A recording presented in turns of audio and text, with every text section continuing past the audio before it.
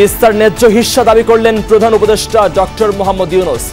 আন্তঃনদীতে ভারতের একতরফা বাঁধ দেওয়ার প্রতিবাদে ডম্বুর বাঁধ অভিমুখে শিক্ষার্থীদের লং মার্চ।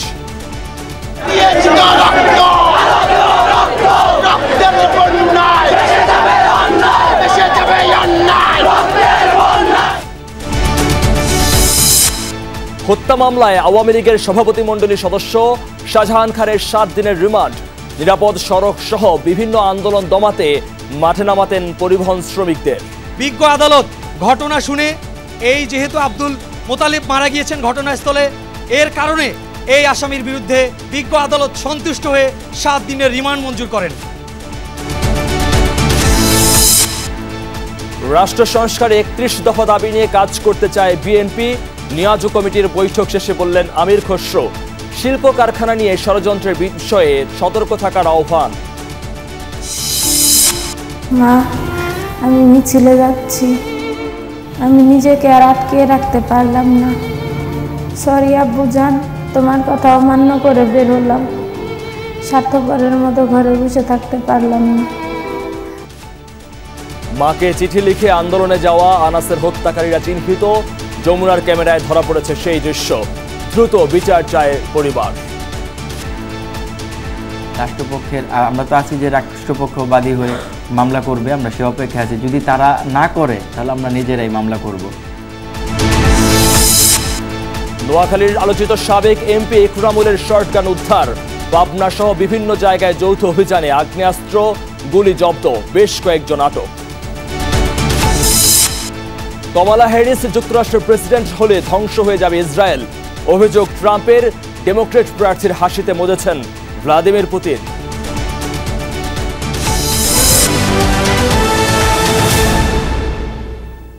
দর্শক, এতক্ষণ শিরোনাম দেখছিলেন, আপনাদের সঙ্গে আছি আমি মহিউদ্দিন মধু। দীর্ঘদিন ধরে অমীমাংসিত তিস্তা নদীর পানি বন্টন ইস্যুতে ভারতের সঙ্গে আলোচনা করতে চায় বাংলাদেশের অন্তর্বর্তী সরকার। শুক্রবার পিটিআইয়ের ওয়েবসাইটে প্রকাশিত সাক্ষাৎকারের দ্বিতীয় কিস্তিতে এই কথা বলেছেন অন্তর্বর্তী সরকারের প্রধান উপদেষ্টা ডক্টর মোহাম্মদ ইউনূস। বিষয়টির সমাধান প্রয়োজন বলেও মন্তব্য করেন অন্তর্বর্তী সরকারের প্রধান। বছরের পর বছর ধরে অমীমাংসিত তিস্তা নদীর পানি বন্টন ইস্যুটি। বলা হয় অভিন্ন নদীর পানি বন্টন না হওয়ায় ক্ষতিগ্রস্ত বাংলাদেশের উত্তরাঞ্চলের 2 কোটি মানুষ। ক্ষমতাচ্যুত প্রধানমন্ত্রী শেখ হাসিনা পালিয়ে যাওয়ার পর দেশে গঠিত হয়েছে অন্তর্বর্তী সরকার। নতুন সরকার দায়িত্ব নেওয়ার পর আবারও আলোচনায় ভারত বাংলাদেশের মধ্যকার অমীমাংসিত এই পানি বন্টনের ইস্যুটি। প্রেস ট্রাস্ট অব ইন্ডিয়া বা পিটিআইকে দেয়া সাক্ষাৎকারে তিস্তা নদীর পানি বন্টন ইস্যুতে বাংলাদেশের অবস্থান তুলে ধরেন অন্তর্বর্তী সরকার প্রধান ডক্টর মোহাম্মদ ইউনূস। আমরা বিভিন্ন সময়ে এই বিষয়ে কথা বলেছি। পাকিস্তান শাসনামল থেকেই এই নিয়ে আলোচনা শুরু। আমরা সবাই যখন চুক্তি চূড়ান্ত করতে চেয়েছি, এমনকি ভারত সরকারও প্রস্তুত ছিল, তখন পশ্চিমবঙ্গের রাজ্য সরকার এর জন্য তৈরি ছিল না। আমাদের এটির সমাধান করা প্রয়োজন। থমকে থাকা সেই চুক্তি করার আগে অবশ্য তিস্তার পানির পরিমাণ নির্ধারণের তাগিদ দিয়েছেন ডক্টর ইউনূস। বলেন সবকিছু হতে হবে আন্তর্জাতিক আইন অনুযায়ী। ইস্যুটি নিয়ে বসে থাকার ফলে এটা কোনো কাজে আসছে না। আমি যদি জানি যে আমি কতটুকু পানি পাবো তাহলে এটি ভালো হতো। এমনকি পানির পরিমাণ নিয়ে যদি আমি খুশি নাও হই তাতেও সমস্যা নেই। এই ইস্যুতে ভারত সরকারকে বাংলাদেশ চাপ দিবে কিনা এই প্রশ্নের জবাবে নোবেলজয়ী অধ্যাপক ডক্টর ইউনূস বলেন সমস্যার সমাধান করতে হবে আলোচনার মাধ্যমে। পুশ শব্দটি অনেক বড়। আমি এই কথা বলছি না, আমরা আলোচনা করব, তবে আমাদের একসঙ্গে বসে সমস্যার সমাধান করতে হবে। ঢাকায় সরকারি বাসভবনে দেয়া ডক্টর ইউনূসের সাক্ষাৎকার ধারাবাহিকভাবে প্রকাশ করছে পিটিআই। বৃহস্পতিবার প্রকাশ হয়েছিল প্রথম কিস্তি। মোস্তফা মাহমুদ, যমুনা নিউজ। আওয়ামী লীগের সভাপতিমণ্ডলীর সদস্য ও সাবেক মন্ত্রী শাহজাহান খানের 7 দিনের রিমান্ড মঞ্জুর করেছেন আদালত। রাজধানীর ধানমন্ডি থানায় কিশোর আব্দুল মোতালিব হত্যা মামলায় তাকে রিমান্ডে নেওয়া হয়েছে। নিরাপদ সড়ক চাই, ছাত্র জনতার গণ আন্দোলন সহ বিভিন্ন সময় আন্দোলন, সরকার বিরোধী বিক্ষোভ দমাতে পরিবহন শ্রমিকদের ব্যবহার করেছেন পরিবহন শ্রমিক নেতা শাহজাহান খান। সাবেক নৌ পরিবহন মন্ত্রী শাহজাহান খানকে বেলা ৩টা নাগাদ কড়া নিরাপত্তায় ঢাকার সিএমএম কোর্টে আনা হয়। হেলমেট ও বুলেট প্রুফ জ্যাকেট পরিয়ে নেওয়া হয় আদালতের এজলাস কক্ষে। পরে পুলিশের পক্ষ থেকে শাহজাহান খানকে রিমান্ডে নেয়ার পক্ষে যুক্তি তুলে ধরা হয়, আর আসামি পক্ষ থেকে রিমান্ডে নেয়ার আবেদন বাতিল চেয়ে জামিনের আবেদন করা হয়। উভয় পক্ষের শুনানি শেষে জিজ্ঞাসাবাদের জন্য ৭ দিনের রিমান্ড মঞ্জুর করেন আদালত। আমরা রাষ্ট্রপক্ষে আইনজীবীরা সহায়তা করি এবং বিজ্ঞ আদালত ঘটনা শুনে এই যেহেতু আব্দুল মোতালিব মারা গিয়েছেন ঘটনাস্থলে, এর কারণে এই আসামির বিরুদ্ধে বিজ্ঞ আদালত সন্তুষ্ট হয়ে ৭ দিনের রিমান্ড মঞ্জুর করেন। উনার হার্ট এভাবে ম্যাসিক হয়েছে যে উনি যে কোনো সময় দুর্ঘটনা ঘটতে পারে।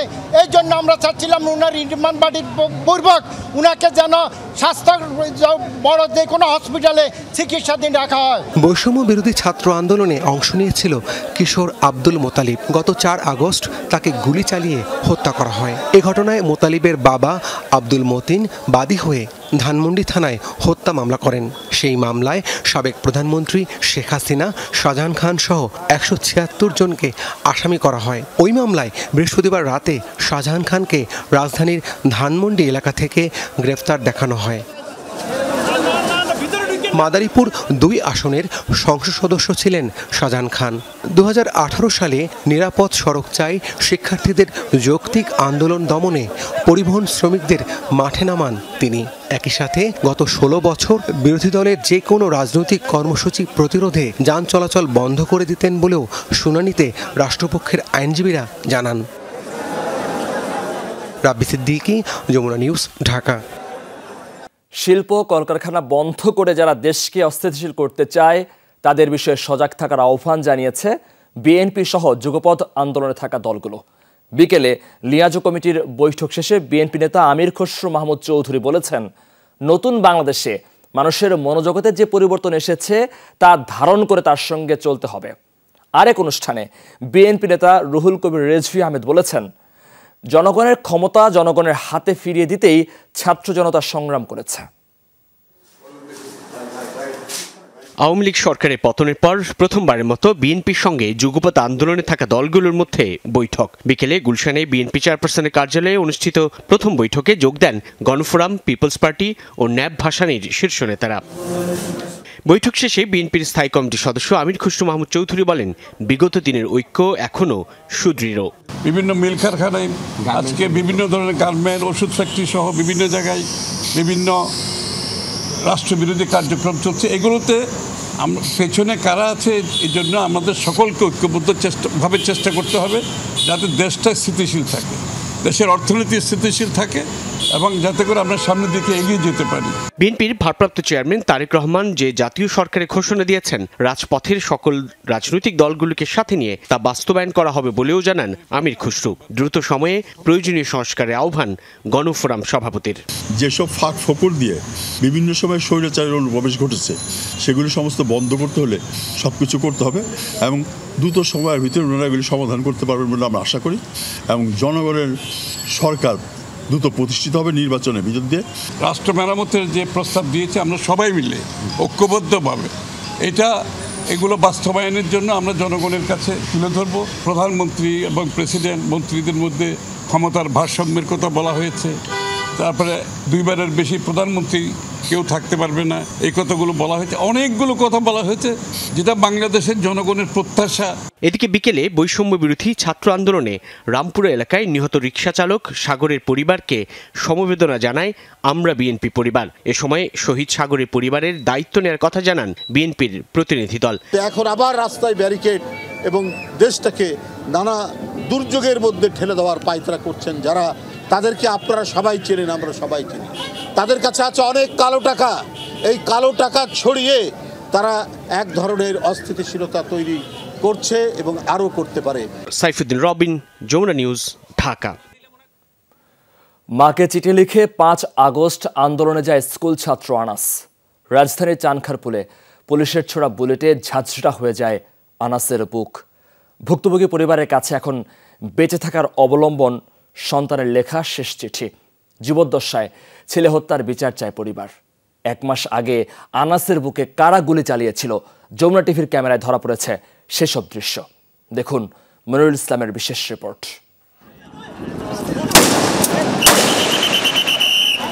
চানখারপুল থেকে মুহুর্মুহু গুলি ছুটছে পুলিশ।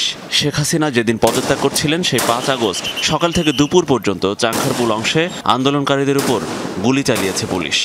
এই টিমের নেতৃত্ব ছিলেন তৎকালীন রমনা জোনাল এডিসি আখতারুল ইসলাম।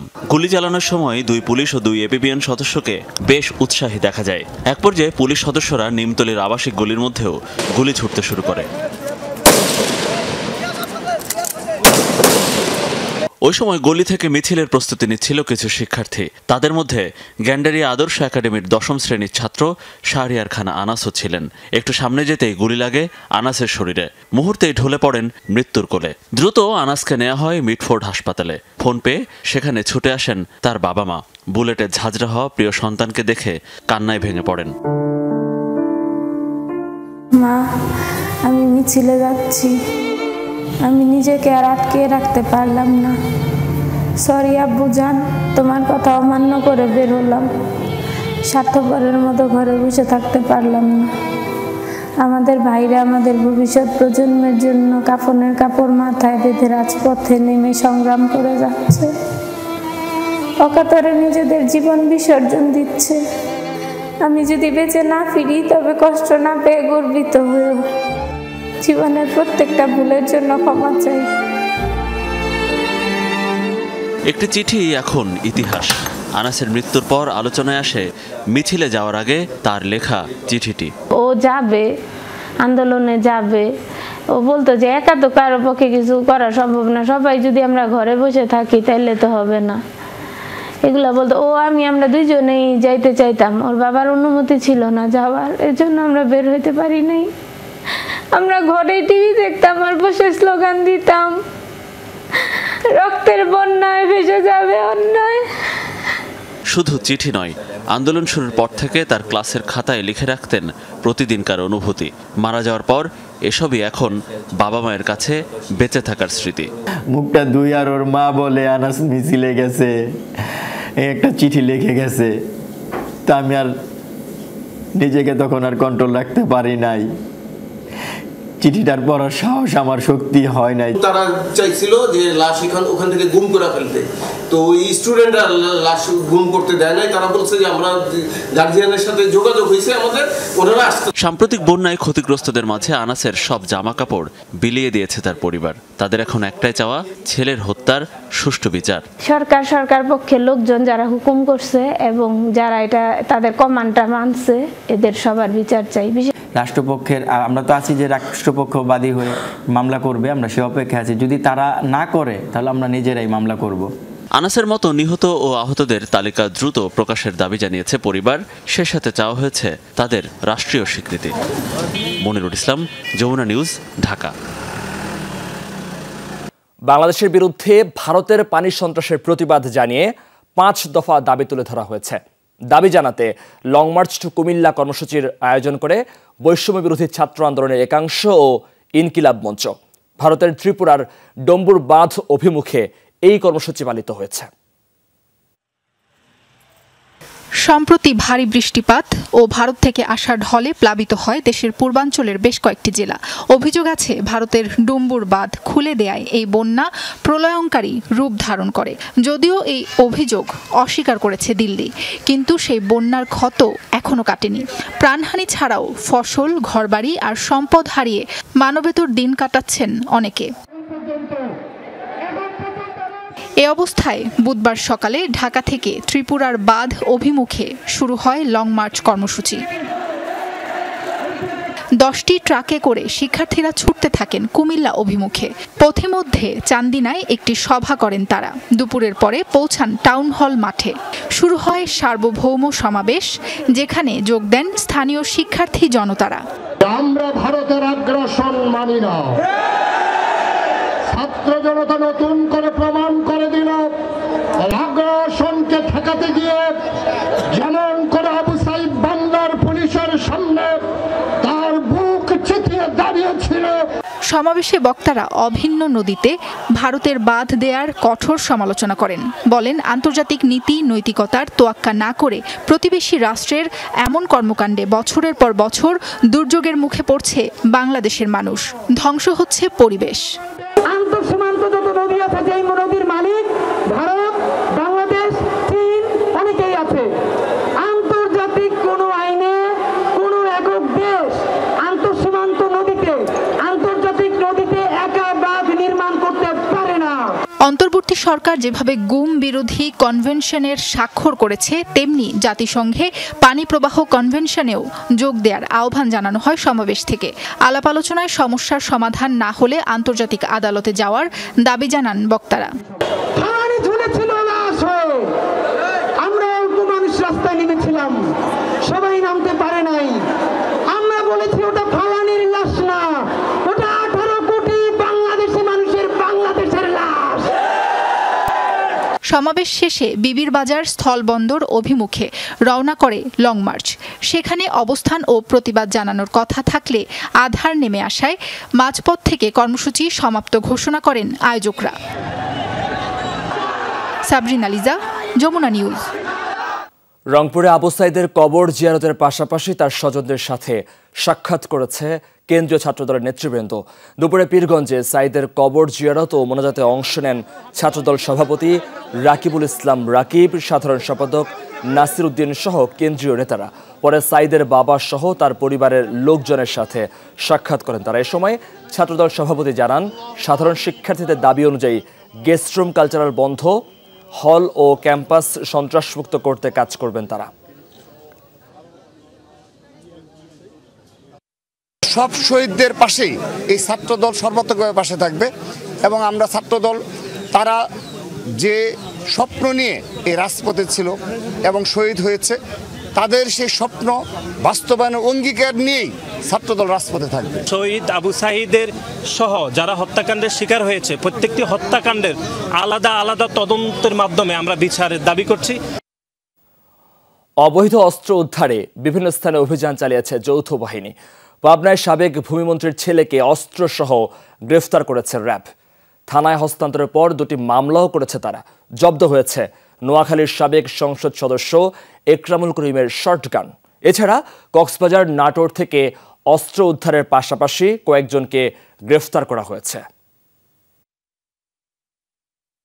নোয়াখালী 4 আসনে সাবেক সংসদ সদস্য একরামুল করিম চৌধুরী বৃহস্পতিবার রাতে সুন্দরপুরে তার বাড়িতে অবৈধ অস্ত্রের সন্ধানে অভিযান চালায় যৌথ বাহিনী। বাড়ির পাশের কবরস্থানে পরিত্যক্ত অবস্থায় পাওয়া যায় প্লাস্টিকের একটি বস্তা। ভেতরে ছিল একটি শর্টগান ও 12 রাউন্ড কার্তুজ। অস্ত্রটি একরামুল করিমের নামে লাইসেন্সকৃত। পাবনায় র্যাবের অভিযানে ধরা পড়েছেন সাবেক ভূমিমন্ত্রী শামসুর রহমান শরীফ ডিলুর ছেলে। জব্দ হয়েছে একটি বিদেশি পিস্তল ও গুলি। থানায় হস্তান্তরের পর দুটি মামলাও করেছে র্যাব। ছাত্র জনতার আন্দোলনে হামলা মামলার আসামি ঈশ্বরদী উপজেলা যুবলীগের সভাপতি। কক্সবাজারে পিএম খালি দুটি বাড়িতে বৃহস্পতিবার রাতে টানা 5 ঘন্টা অভিযান চালায় যৌথ বাহিনী। জব্দ হয় 3টি একনলা বন্দুক, 2টি এলজি, 2টি 9mm পিস্তল সহ দেশি বিদেশি বিভিন্ন অস্ত্র ও গুলি। আটক করা হয়েছে 8 জনকে। সেনাবাহিনী, বিজিবি, র্যাব, পুলিশ সম্মিলিতভাবেই এই অভিযানটা পরিচালিত হয় এবং এই অভিযানে 7টি অস্ত্র, গোলাবারুদ সহ আমরা 8 জনকে গ্রেপ্তার করতে সক্ষম হই। সিলেটের মীরাবাজারের আকপাড়া এলাকায় একটি বাড়িতে অভিযান চালিয়েছে র্যাব। মিলেছে একটি 9mm পিস্তল, 9 রাউন্ড গুলি ও কিছু ভারতীয় মুদ্রা। তারা স্বীকার করে যে হ্যাঁ, এরকম একটা জিনিস তাদেরকে রাখতে দেওয়া হয়েছে এবং একটা জায়গায় রাজীব বলেছে যে জিনিসটা যেন স্থানান্তরিত করা হয়। পরে তারা রাজীবের শাশুড়ি সেখান থেকে আমাদেরকে এই জিনিসটা আমাদের কাছে হস্তান্তর করে। প্রাথমিকভাবে আমরা মনে করছি যে এটা থানা থেকে হয়তো লুট হওয়া কোনো পিস্তল হতে পারে। রংপুর নগরীর কলেজপাড়ায় পুকুরে তল্লাশি চালিয়ে একটি লকার উদ্ধার করেছে যৌথ বাহিনী। ভেতরে একটি ডকুমেন্টে 70,000-এর বেশি ডলার থাকার কথা থাকলেও তা পাওয়া যায়নি। জিজ্ঞাসাবাদের জন্য 2 জনকে আটক করা হয়েছে। ফায়ার সার্ভিসের সহযোগিতায় ডুবুরি দল দিয়া এটা উদ্ধার করছি। উদ্ধার করে পর্যালোচনা দেখা যাচ্ছে এটা একটা সাদা কালো কাগজের বান্ডিল এবং একটা লকার। এটা আমরা তদন্তক্রমে পর্যালোচনা করে ব্যবস্থা গ্রহণ করা হবে। এছাড়া নাটোর জেলা যুবলীগ সভাপতি বাশিরুর রহমান খানের বাড়িতেও অভিযান চালিয়েছে যৌথ বাহিনী। অভিযানে একটি বিদেশি পিস্তল ও 2 রাউন্ড গুলি উদ্ধার করা হয়েছে। আওয়ামী লীগের আমলে দেয়া সব আগ্নেয়াস্ত্রের লাইসেন্স স্থগিত করেছে অন্তর্বর্তী সরকার। অবৈধ অস্ত্রের পাশাপাশি থানা থেকে লুটে নেওয়া অস্ত্র উদ্ধারে অভিযানে নেমেছে যৌথ বাহিনী। হুমায়ুন রশিদ, যমুনা নিউজ। চট্টগ্রামের কর্ণফুলী থানা এলাকায় ডাকাতির অভিযোগে এক সাবেক মেজর সহ 3 জনকে গ্রেফতার করেছে পুলিশ। যৌথ বাহিনীর কথা বলে স্থানীয় একটি মাদ্রাসা থেকে নগদ টাকা, সৌদি রিয়াল ও মোবাইল লুটের সময় স্থানীয়দের সহায়তায় তাদের আটক করা হয়। এই ঘটনায় কর্ণফুলী থানায় ডাকাতির মামলা হয়েছে। বৃহস্পতিবার রাত 9টার দিকে খোয়াজনগরের আল এজাজ ইন্টারন্যাশনাল মাদ্রাসার কর্তৃপক্ষের দাবি, যৌথ বাহিনীর কথা বলে তাদের মাদ্রাসায় ঢুকে তল্লাশি চালায় অভিযুক্তরা। পরে নগদ 3 লাখ টাকা, সৌদি 6000 রিয়াল ও মোবাইল ফোন লুট করে নেয়। বিষয়টি ভুয়া বুঝতে পেরে স্থানীয়দের সহায়তার কৌশলে তাদের আটক করে। তারা হলেন সাবেক মেজর শফিকুল ইসলাম, 2 সাংবাদিক ও অন্য একজন। পরে একটি গাড়িসহ তাদেরকে কর্ণফুলী থানায় সোপর্দ করা হয়। হুজুরের অবৈধ অস্ত্র আছে, এটা উদ্ধার করতে এইভাবে বইলা দুমদার একটা রুমে যখন ঢুকছে, এরা সব জায়গায় তল্লাশি করে উলটপালট করে তার মহিলাদেরকে সাইড দিতেছে না, মহিলাদের বেইজ্জতি করতেছে, মহিলা এদিক সেদিক দৌড়াদৌড়ি করতেছে। মোবাইল নিয়ে আমাকে বলতেছে আপনারা কোনো কারোর সাথে যোগাযোগ করতে পারবেন না, আমাদের চলতেছে, অভিযান চলতেছে, অভিযান শেষ না হওয়া পর্যন্ত কোনো যোগাযোগ করতে পারবেন না, আপনারা দাঁড়িয়ে থাকেন। চলমান যৌথ বাহিনীর অভিযানের কথা বলে এমন ঘটনায় হতবাক স্থানীয়রা। তারা বলছেন এর পেছনে কারো ইন্ধন আছে। একটা প্রতিষ্ঠান নষ্ট করা এবং এই যে অভিযানের নামে যে মানুষের যে আত্মসাৎ করা, এগুলো তো ঠিক না। এটা আমরা সুষ্ঠু বিশ্বাস চাই। সেনাবাহিনীর কাছে একটা কি যায়, আস্থার জন্য যায়, এটা বিশ্বাস নিয়ে যায় মানুষ। পুলিশ যে এই কাজটা পারে না, সেনাবাহিনী পারে। এখন সেনাবাহিনী যদি এই কাজটা করে, মানুষ কার কাছে যাবে? কিন্তু ওনারা চাচ্ছে এটা বন্ধ করে দাও, এবং এটার জন্য ওনারা বিভিন্নভাবে পদক্ষেপ নিয়েছে। সিএমপির উপকমিশনার শাকিলা সুলতানা জানিয়েছেন, এই ঘটনায় কর্ণফুলী থানায় ডাকাতি মামলা হয়েছে। আমরা একজন সার্জনকে পেয়েছি, যিনি ঘটনাস্থলে পাওয়া গেছে ওনাকে, এবং ওনাদের বক্তব্য অনুযায়ী আমরা তাকে, তাদের যে অফিসার, তাদের কাছে হস্তান্তর করেছি। তিনি এজাহারনামী আসামি, বিচার প্রক্রিয়া অব্যাহত থাকবে। মামুন রশিদ, অভি, যমুনা নিউজ, চট্টগ্রাম। কুমিল্লায় 14 গ্রামের সড়ক দুর্ঘটনায় বাবা, ছেলে সহ 4 জন নিহত হয়েছেন। আহত হয়েছেন কমপক্ষে 2 জন। ভোরে ঢাকা চট্টগ্রাম মহাসড়কে হয় এই দুর্ঘটনা। পুলিশ জানায়, কুমিল্লা থেকে ঢাকা আসছিল একটি মাইক্রোবাস। বাতিশা নানকড়া এলাকায় একটি পিকআপ দাঁড়ানো দেখে পাশের লেনে নেমে যায় মাইক্রোবাসটি। এ সময় পেছন থেকে স্টার লাইন পরিবহনের একটি বাস নিয়ন্ত্রণ হারিয়ে মাইক্রোবাসকে ধাক্কা দেয়। ঘটনাস্থলে প্রাণ হারান চালক সহ 3 যাত্রী। গুরুতর আহত অবস্থায় 2 জনকে হাসপাতালে নেয় স্থানীয়রা। পুলিশ বাসটি জব্দ করলেও পালিয়েছে চালক ও তার সহকারী।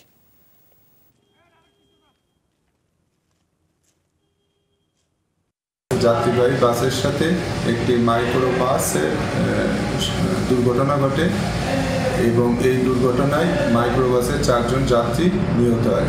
4 জন যাত্রীর মধ্যে 3 জন পুরুষ, 1 জন মহিলা।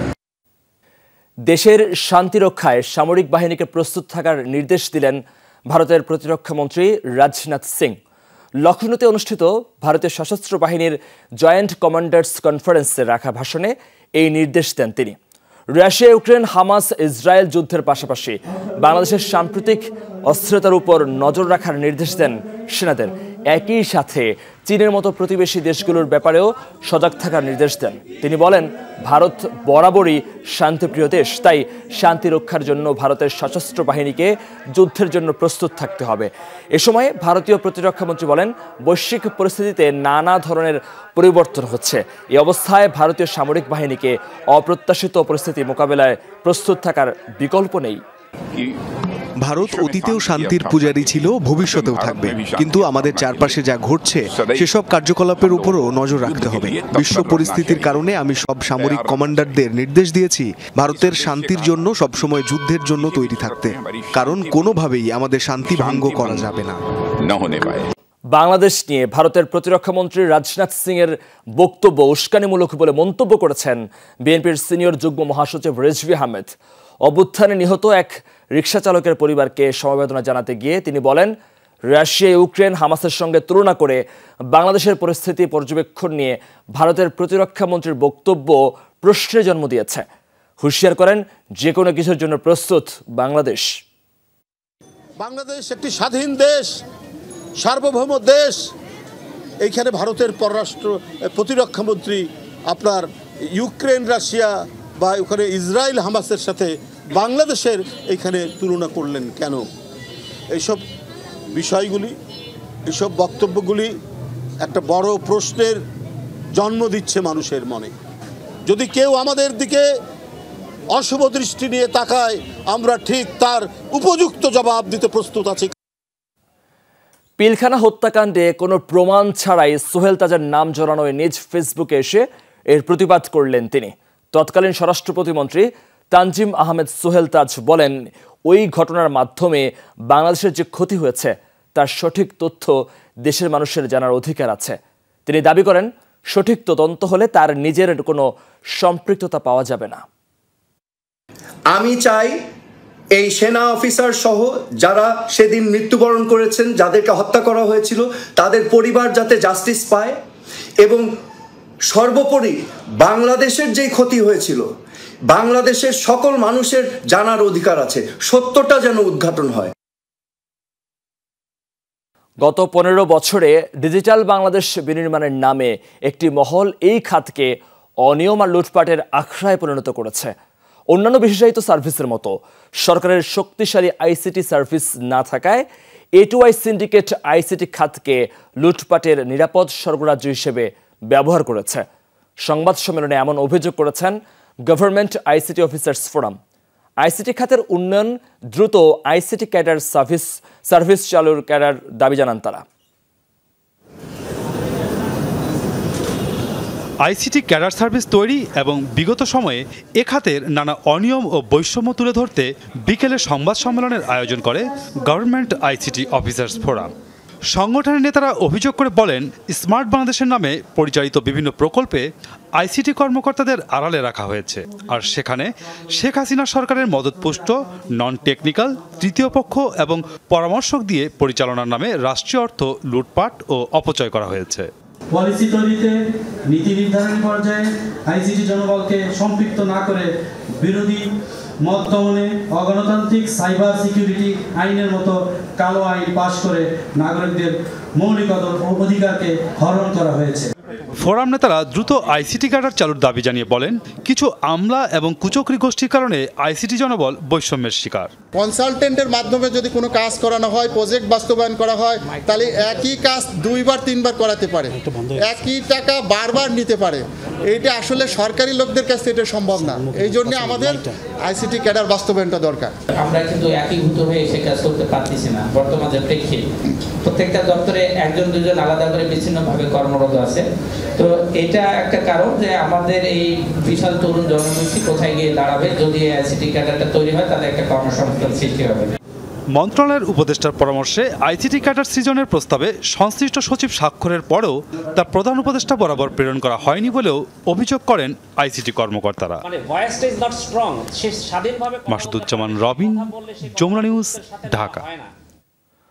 পোশাক কারখানাগুলোতে নিরাপত্তার পাশাপাশি শ্রমিক ঐক্য ও স্থিতিশীলতা জরুরি বলে মন্তব্য করেছেন বিজিএমইএর সভাপতি খন্দকার রকিবুল ইসলাম।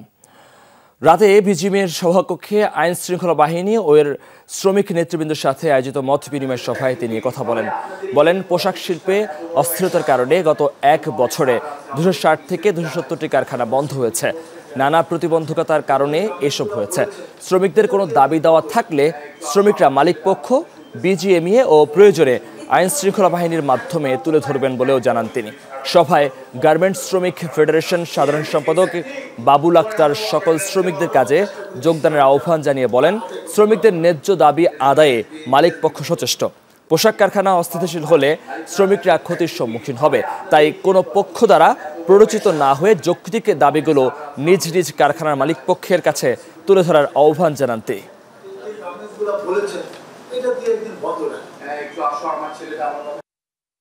আসুন আমরা একসাথে বসে সমস্ত সমস্যা আমরা সমাধান করি।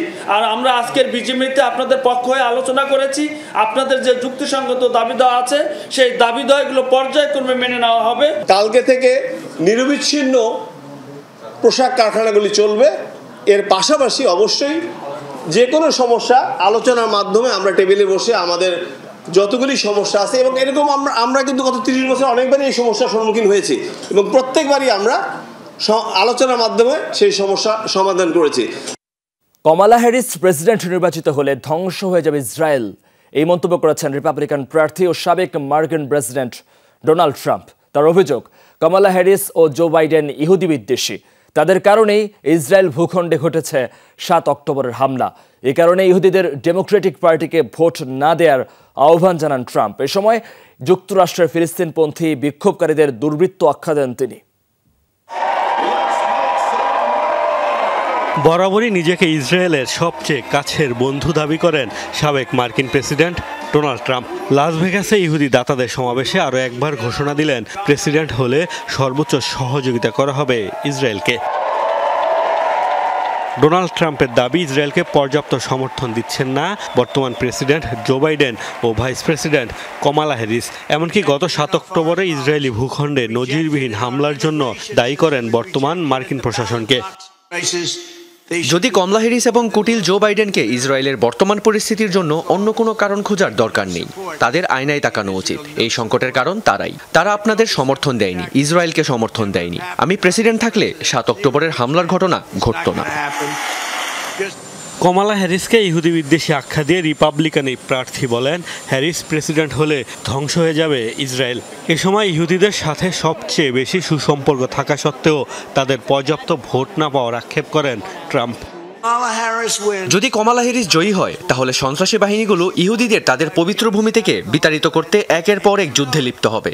ইসরায়েলের সাথে সুসম্পর্ক থাকা সত্ত্বেও বিশেষ নির্বাচনে আমি 26% ভোট পেয়েছিলাম, এবার সম্ভবত 50% পাবো। আমি বলতে চাই, বাকি 50% ইহুদি কারা? যারা ইহুদিদের ঘৃণা করে এমন ব্যক্তি ভোট দেবেন। সে যদি প্রেসিডেন্ট নির্বাচিত হয়ে যায়, তবে ইসরায়েল ধ্বংস হয়ে যাবে।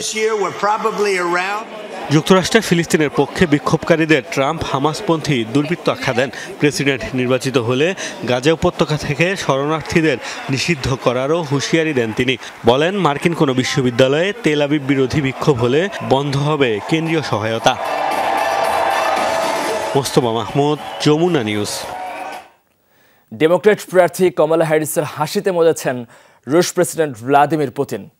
ভ্লাদিভস্টকে অনুষ্ঠিত একটি ইস্ট ইকোনমিক ফোরামের সম্মেলনে কথা বলেন রুশ প্রেসিডেন্ট। আসন্ন মার্কিন প্রেসিডেন্ট নির্বাচন ডোনাল্ড ট্রাম্প ও কমলা হ্যারিসকে সমর্থনের বিষয়ে প্রশ্ন করা হয় পুতিনকে। এ সময় রুশ প্রেসিডেন্ট জানান তিনি সমর্থন করবেন কমলাকে। কারণ হিসেবে বলেছেন, ডেমোক্রেট প্রার্থীর হাসির ভক্ত তিনি। কমলার হাসিকে প্রাণোচ্ছল বলেও মন্তব্য করেন পুতিন। তার এই বক্তব্যের পরেই হাস্যরসে মেতে ওঠেন উপস্থিত সবাই। Во-вторых, она так заразительно смеется, что это говорит о том, что у нее все хорошо. আর এই ছিল রাতের বাংলাদেশে। এতক্ষণ সাথে থাকার জন্য ধন্যবাদ আপনাদের সবাইকে।